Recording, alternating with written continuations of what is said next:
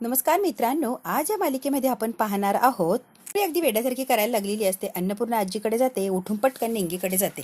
आपलं ठरलं होतं ना, परीक्षा झाली की आई आणि आबाला भेटायला जायचंय. ठरलं होतं ना निंगे, आईने आबाला भेटायला मला जायचंय निंगे. ते आमचा पेपर झाला की आम्ही जाणार आहे. आमचं ठरलंय. ते बर बर बर आईला भेटायचंय होय.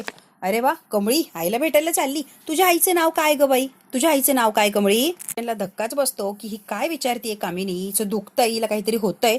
याच्या आड सत्य जाणून घेण्याचा प्रयत्न करते की कमळी तुझ्या आईचं नाव काय. मी काहीतरी प्रश्न विचारते म्हणून आता गौरी सुद्धा खूप घाबरलेली असते की ही बया काय थांबणार नाही. ते म्हणतात कमळी काही गडबड तर करणार नाही ना. अरे देवा सांभाळ रे. कमळी म्हणते म्हातारे तुला काय करायचं ग? कोण कुठे माझी आई? तुझा काय संबंध? मला प्रश्न विचारायला लागली. म्हातारे माझी आई गावाकडे आहे, कष्ट करते माझी आई. म्हणते खूप खूप कष्ट करते ना तुझी आई. कुठे कुठे तुझी आई? आणि तुझ्या आईचं नाव काय? ए कमळी कुठल्या गावात करते कष्ट? ए पोरी सांग ना नाव सांग ना गावाचं. अन्नपूर्णा आजी म्हणते कामिनी जरा शांत बसतीस का? अन्नपूर्णा आजी कामिनीला बोलत असते तेवढ्यात नयनतारा म्हणते एक मिनिट मला कळतच नाहीये इने नशा केलीस कुठून? कुणाचीही हिंमत झाली नाही की माझ्या घरात असं काही पदार्थ आणायची वापरायची. ही नशा करून आलीच कुठून? प्यायची आणि माझ्या घरात यायची कुणाचीच हिंमत झालेली नाहीये. त्यामुळे हे कुणी केलंय मला कळलंच पाहिजे. मी म्हणते नयनतारा काय बोलतीयस तू? घरात येऊन नशा करायला पाहिजे असं कुणी सांगितलंय का? अगं मला असं वाटतं ही कवळी बाहेरूनच नशा करून आली आहे. इथे काहीच तिने पुरावा आणलेला नाहीये. बाहेरूनच नशा करून आली असू शकतं. गावाकडची ना ती म्हणून म्हणती. आपली आपली शंका. तुमच्याकडे अशा पद्धती असू शकतात ना म्हणून म्हटलं ग नयनतारा.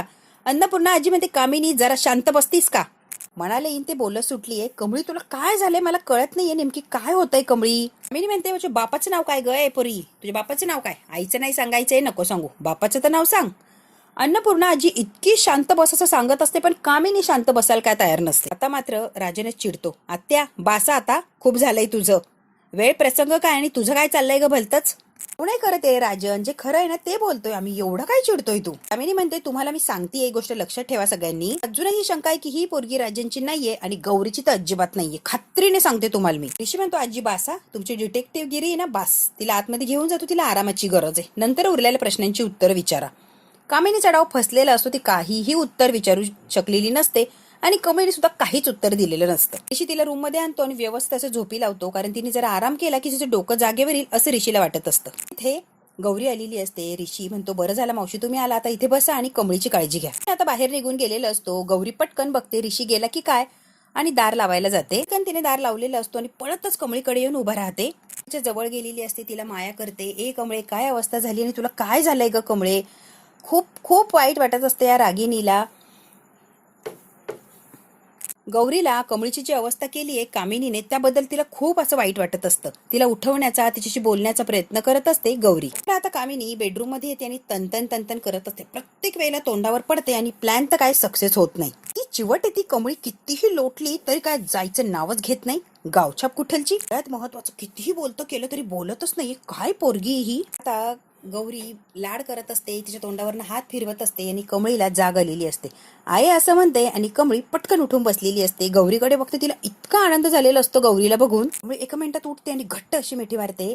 एकमेकींना घट्ट अशी मिठी मारलेली असते आणि मायले की खूप दिवसानंतर भेटलेले असतात. कमळीला तर आठवण येतच असते आणि आपली गौरी काय जवळ असून सुद्धा भेटत नाही. तिलाही फार वाईट वाटत असतं. शेवटी आता मायलेकींची भेट झालेली असते. गौरी आधी खूप खूप रडून घेत असते. कमळीला जवळ घेतलेलं असतं आणि रडत असते गौरी. आता मात्र कमळी म्हणते तू खोटी आहे ना, माझी खरी आई नाहीये ना, माझं स्वप्न आहे ना हे. माझी आई कशी इथे येणार? फक्त स्वप्नात दिसतीये, तू खरी नाहीच आहे. हे मात्र कामिनीचं वेगळेच काहीतरी विचार चाललेले असतात. ती म्हणते मी एवढा प्रयत्न केला तरी सत्य काही समोर आलं नाही. खरंच ही कमळी म्हातारा म्हातारीची नात नसेल ना? असं पण होऊ शकतंय ना. ही राजनची खरोखर मुलगी आहे. कामिनी अगदी वेडीपिशी झालेली असते. खरंच ही कमळी राजांची आणि गौरीची मुलगी असेल, अन्नपूर्णाची नात असेल तर माझ्या अनिकाचं काय? सगळ्या प्रॉपर्टीची मालकीण हीच होणार. मग माझ्या अनिकाला काहीच मिळणार नाही आणि मुळात अनिकाच्या प्रॉपर्टीतला एकही रुपया कोणाला द्यायचा नाही आणि ही जर येऊन बसली तर ही प्रॉपर्टी घेणारच. कमळीला फार टेन्शन आलेलं असतं की आता या कमळीचं करायचं काय. आता कान पकडते आणि म्हणत असते आई मला खरंच माफ कर. तुला न सांगता इकडे मुंबईला शिकायला आलो. खरंच मला माफ कर. मला लई शिकायचंय आई, पण मी मुंबईला शिक्षणासाठी आलोय ना म्हणून तुझ्यापासून लांब आलो. पण माफ करा आई. आणि माझं सपान त्यांचं सपान म्हणून बघितलंय आणि मला ते पूर्ण करायचंय. गौरी इतकी रडत असते आणि कमळी त्या नशेमध्ये अजूनही बडबडत असते. तिला विश्वासच बसत नाही की ही माझी खरंच आई आहे. अगदी हात जोडत असते आणि आईची माफी मागत असते. तिला अजूनही विश्वास नाहीये. तिला असं वाटतं मी स्वप्नच बघते आणि स्वप्नातच ती हात जोडून माफी मागत असते. दोघी मायली की इतक्या रडत असतात, आठवणी ते येत असतात. पण समोर आलं तर कमळीला ते पटत नसतं. शेवटी गौरी जाते पळत पळत आणि कमळीच्या समोर पटकन तिला अशी घट्ट मिठी मारते, तोंडावरून हात फिरवते, गोड असा पापा घेते. किती दिवसांपासून तुला भेटायचं होतं पण मला चान्सच मिळत नव्हता. आज कुठेतरी योग आलाय आपल्या जुळून आणि आता तुला मला सगळं काही सत्य सांगायचं. मायलेकींचं प्रेम, यांचा एकोपा, आई आई म्हणून तिला जवळ घेतलेलं सगळं काही ऋषी डोळ्याने बघतो. कमळी म्हणते, आई तू आलीस. ऋषी सगळं बघत असतो, ऐकत असतो. बरे आहेत ना ग? हो आबा बरे, सगळंच काही बरं आहे बघ कमळे, नको काळजी करू ग, आबा बरे आहेत, काहीच झालं नाही आबांना. ऋषी जवळ येऊन उभा राहतो आणि म्हणतो, बघा की साधना मावशी नशा आहे तिला, नशेमध्ये ती तुम्हाला आई म्हणतीये, तुम्हाला आई समजून गप्पा मारतीये. आता हिच्या लक्षात येतं की ऋषीने ऐकलंय सगळं, पण ऋषीला कळालंच नाही की मी तिची सख्खी आई आहे म्हणून ती नशेच्या भरात बोलती, असंच ऋषीचा समज झालेलं. लिंबू पाणी द्यात जरा बरं वाटेल, मग काय ते बोला. आता गौरी सांगत असते, मला माहिती होतं इथं आली की हे लोक सरळ जगू देणार नाही, तुझं जीणं मुश्किल करतील, म्हणूनच तुला मी इथे येऊ देत नव्हते.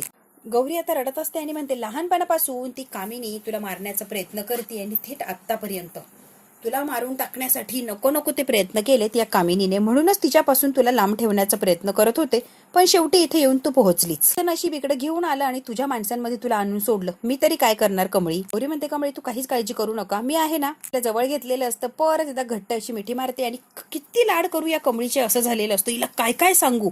पण मुळात गौरी जे काही सांगत असते ते कमळीच्या डोक्यात बसतच नसतं, कारण जे काही चाललेलं असतं ते आता कमळीच्या नशेमध्ये चाललेलं असतं आणि कमळीला ते काही खरंय असं वाटतच नसतं.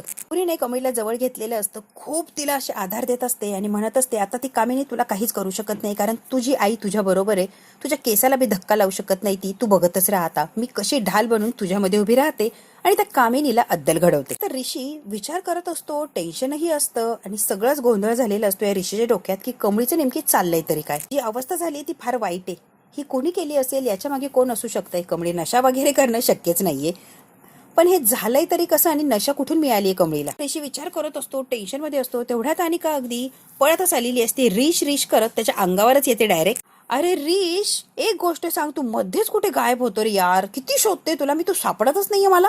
ऋषीने अगदी डोक्याला हात लावलेला असतो. ही अनिका पिच्छाच सोडत नसते ऋषीचा, एकटा म्हणून त्याला एक मिनिटही जगू देत नाही, कायम त्याच्या मागे मागे चिपकलेलीच असते. रिश, मला एक गोष्ट कळत नाहीये, त्या गावछाप मध्ये एवढा कसला इंटरेस्ट रे, काय त्या गावछाप मध्ये की तिच्या मागे मागे असतो तू, एवढी का पडलेली असते, काय तिच्यामध्ये एवढं. रिश, काय असं करतो रे तू, व्हॅल्यू का देतो, एवढं एंटरटेन करणं ना बंद करा, तिची लायकी नाही एवढं एंटरटेन करायची. रिश, का तिच्या मागे मला आवडत नाही. हा म्हणते, एक मिनिट रिश, एक गोष्ट खरं खरं सांग, तुला ती आवडायला लागली की काय, म्हणजे तिच्या जवळ जायला, तिच्या प्रेमात वगैरे पडलं की काय. रिशच्या मनातही नसतं, आता ते अनिकाने त्याच्या मनात आणून दिलेलं असतं आणि आता कुठे रिअलाइज व्हायला लागतं रिशला.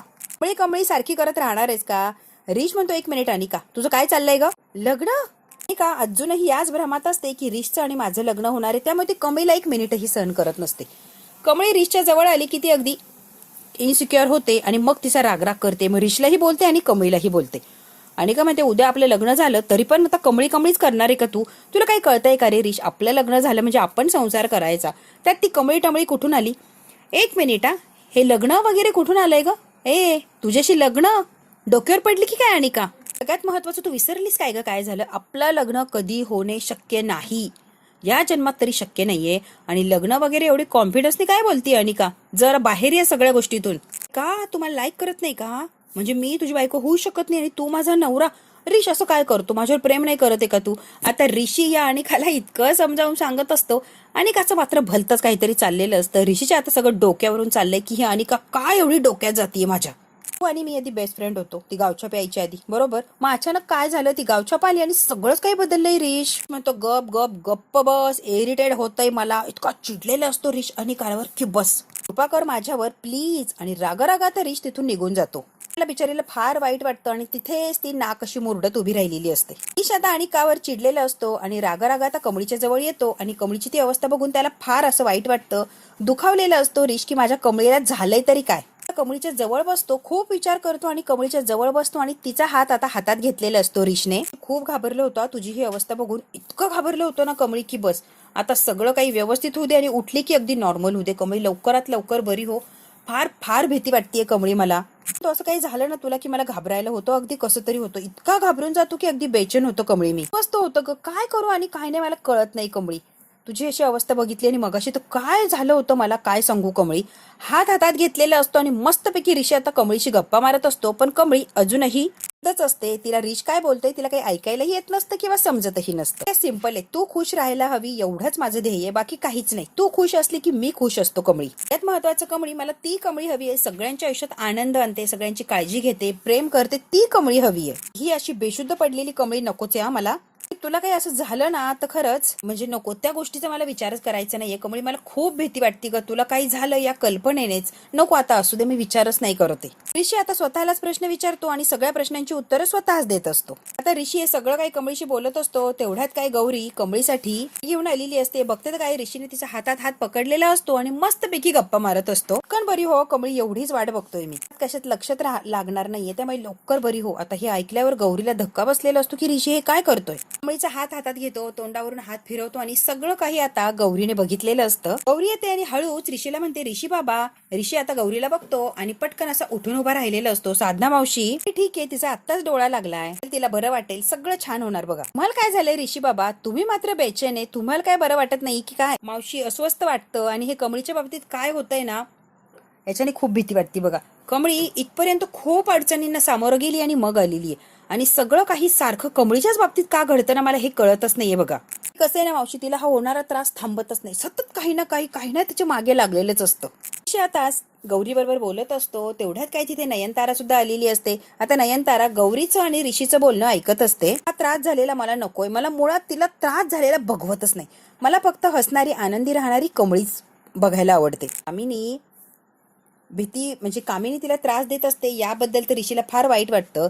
आता गौरी म्हणते का काळजी का वाटते, मला भीती वाटते, काळजी वाटते तिच्याबद्दल, पण का हे सगळं कशामुळे होतंय ऋषी बाबा. तो प्रेम आहे तिच्यावर साधना मावशी, मला ती फार आवडते आणि मी इतकं प्रेम करतो की बस तिच्यावर. आता मात्र साधनाच्या पायाखालची जमीन सरकलेली असते आणि माझं प्रेम आहे तिच्यावर हे ऋषीचं बोलणं ऐकलेलं असतं नयनताराने. काय जब्बर धक्का बसलेला असतो नयनताराला.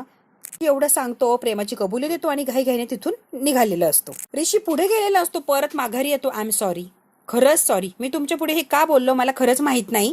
ही गोष्ट आतापर्यंत कुणालाच बोललो नाही, कमळीला तर नाहीच नाही, किती लोकांनी विचारण्याचा प्रयत्न केला पण मी कुणालाच हो असं म्हटलो नाही आणि तुमच्या पुढे अगदी सहज बोलून गेलो मी. साहेबा प्राजू यांनी इतका त्रास दिला पण मी कुणाच्या समोरच कबूल केलं नाही. खरं सांगू का, स्वतःलाही कधी सांगू शकलो नाही मी.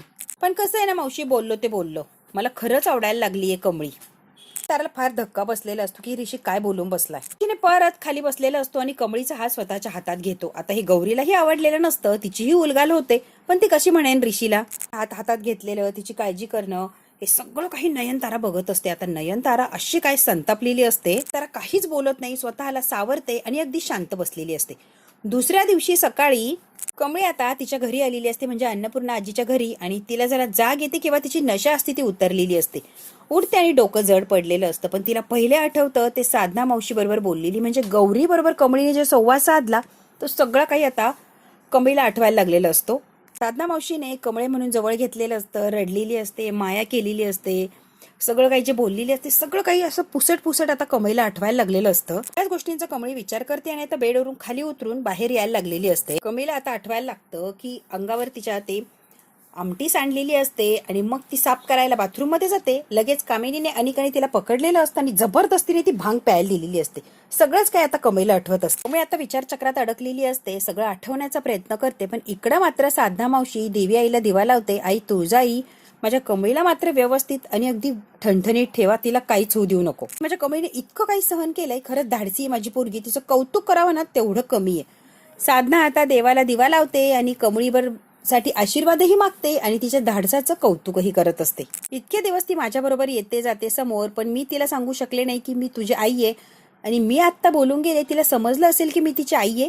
आठवत असेल का कमळीला, मायेची ऊब मला जाणवायची, पण माझी कमळी इथे असेल असं माहितीच नव्हतं. पण जेव्हा ती समोर आली तेव्हा कळालं की माझी कमळी माझ्याच आसपास राहते.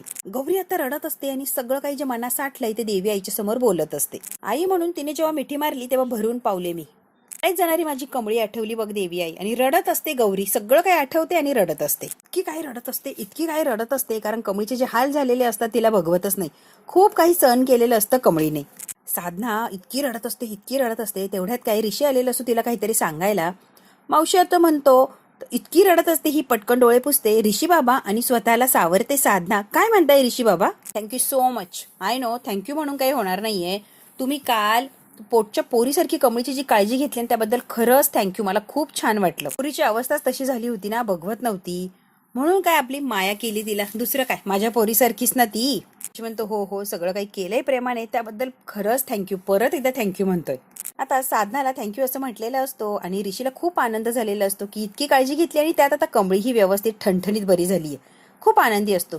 चला साधना मावशी येतोय, मला उशीर होतोय म्हणून ऋषी आता चाललेला असतो. देवी आई माझ्या कमळीला काहीच होऊ देऊ नको, माझ्या कमळीला सुखात ठेव म्हणून आता हात जोडत असते देवीला आणि प्रार्थना करत असते. गौरी डोळे झाकून मनापासून या देवी आईला ती आशीर्वाद मागत असते कमळीसाठी आणि तिच्यावर कुठलंच संकट येऊ नको अशी सारखं सांगण्याचा प्रयत्न करत असते. कमळी इकडे डोकं पकडून बसलेलीच असते. लगेच अन्नपूर्णा आजी आलेली असतात. कमळी काय ग, बरं वाटतंय का तुला? काय होतंय कमळी? अन्नपूर्णा आजी आता कमळीशी बोलण्याचा प्रयत्न करतात पण कमळीला काही सुचत नसतं. अजूनही तिचं डोकं बधीरच असतं. अन्नपूर्णा आजी आता कमळीला नीट विचारत असतात. टेबलावरून उठून आतमध्ये गेली त्याच्यानंतर काय घडलं ते सांग बरं कमळी. तर कोणी खायला प्यायला दिलं होतं का कमळी? नीट आठव बरं, बरोबर आठवेल तुला. ती अगदी गप्प बसलेली असते आणि आठवण्याचा प्रयत्न करत असते की खरंच मी जेव्हा ड्रेस धुवायला गेले त्यानंतर काय झालं हे कमळी आता तिच्या डोक्याला जरा त्रास करून घेत असते आणि आठवण्याचा प्रयत्न करत असते. बघू आता मित्रांनो कमळीला आठवणार का एक्झॅक्टली ती जेव्हा ड्रेस धुवायला गेली त्यावेळेला तिच्याबरोबर काय आणि कसं झालं आणि ते जर आठवलं तर अन्नपूर्णा आजीला खरं सांगणार का? अन्नपूर्णा आजीला खरं कळाल्यावर ती कामिनीला काही सोडणार नाही. बघू आता मित्रांनो काय आणि कसं होतंय. हा भाग तर इथेच संपतोय. पुढच्या भागात काय होणार आहे ना अगदी आपण थोडक्यात बघण्याचा प्रयत्न करूया. ऋषी आता नयनताराच्या जवळ उभा असतो आणि नयनतारा फार चिडलेली असते. काय जे झालं ते अजिबात योग्य नव्हता. ऋषी म्हणतो हो कमळी अतिशय उत्तम आणि चांगली मुलगी आहे, ती असं काही खाणार पिणार नाहीच. जे काय झालं ते कोणीतरी मुद्दाम केलंय, त्याच्याबद्दल बोलत नाहीये मी. कमळी चांगली की वाईट आहे, कमळीबद्दल तू साधना मावशींची जे काही बोलत होता ना त्याबद्दल बोलतीये ऋषी. नाचं आणि तुझं बोलणं सगळं काही ऐकलंय आणि सगळं काही लक्षात आलंय. तुझं मनात काय चाललंय कमळीविषयी. आता मात्र ऋषीला धक्का बसतो की हिने काय ऐकलंय. कमळीवर प्रेम आहे असं बोलला ऋषी. इकडे आता कामिनी म्हणते मला नाही माहिती, मी काही केलेलं नाहीये बाबा. त्यामुळे आता सांगण्याचा प्रयत्न करत असते की अनिकाने आणि कामिनीनेच केलंय पण कामिनी डायरेक्ट नाही असं म्हणून हात वर करते. कमळी म्हणते अनिका तू आत्ताच म्हणत होती ना ग्रॅनी आजीने केले म्हणत होती ना तू सगळ्यांच्या समोर, सगळं खरं सांग. तुझ्या ग्रॅनी आजीनेच केलंय ना? कमळी जरा जोर देऊन विचारते अनिकाला. अनिका म्हणते केलंय तिनेच केलंय. आणि आजी या काय घाबरतीये गावछाप कमळीला, हिला घाबरण्याची काही गरज नाही. गुंडा केलं होतं मग काय काय खाणार आहे की आपल्याला ती, एवढी कसली घाबरतीये तू? अनिका पटकन बोलून गेलेली असते. तुझ्यासोबत प्लॅन केला, तू काय करणार आहे ग? काय करणार आहे? 2 वेण्यावाली गावछाप कमळी कुठलची, काय करायचंय ना करून घे. बघू आता अनिका एवढ्या कॉन्फिडन्सने म्हणत असते की काय करायचंय करून घे. हे तर अन्नपूर्णा आजीने बघितलेलं असतं. आता मात्र अन्नपूर्णा आजी कमळीला काही सोडणार नाही एकटीला कामिनीच्या कधीही ताब्यात, कारण कामिनी काहीही करू शकते. पण आता अन्नपूर्णाच्या तावडीतून कामिनी आणि अनिका काय वाचणार नाही. अशी काय अद्दल घडवणार की जन्मभर त्यांना आठवण राहणार. बघू आता अशी काय त्यांना अद्दल घडवते अन्नपूर्णा आजी की कामिनीची अक्कलच जागेवर येते. हे जर बघायचं असेल मित्रांनो तर बघायला लागणारे पुढचा भाग. हा भाग इथेच संपतो. व्हिडिओ आवडल्यास लाईक शेअर सबस्क्राईब नक्की करा. धन्यवाद.